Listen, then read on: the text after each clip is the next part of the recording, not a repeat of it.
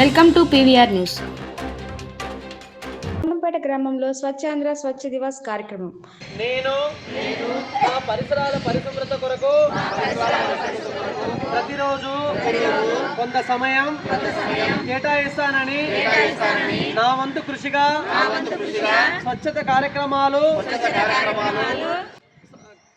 శ్రమదానం చేసి పరిశుభ్ర ఆంధ్రప్రదేశ్ సాధించే సంకల్పానికి కట్టుబడి ఉంటానని ఈ రోజు పరిశుభ్రత గురించి నేను వేసిన ముందడుగు ఆంధ్రప్రదేశ్ రాష్ట్రాన్ని శుభ్రపరచడంలో సహాయం చేస్తుందని నమ్ముతూ ఈ రోజు నుండి నా తోటి వారికి కూడా స్వచ్ఛతపై అవగాహన కల్పించడానికి ప్రయత్నిస్తానని మన ఆంధ్రప్రదేశ్ను స్వచ్ఛాంధ్రంగా తీర్చిదిద్దేటట్లు నా వంతు కృషి చేస్తానని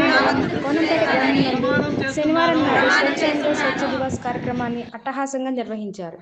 ఈ కార్యక్రమం పంచాయతీ సెక్రటరీ రాజేష్ రెడ్డి అధ్యక్షతన జరిగింది. ఈ సందర్భంగా పంచాయతీ సెక్రటరీ రాజేష్ రెడ్డి మాట్లాడుతూ మన చుట్టూ ఉన్న పరిసరాలను శుభ్రంగా ఉంచుకోవాలని ఆయన తెలియజేశారు.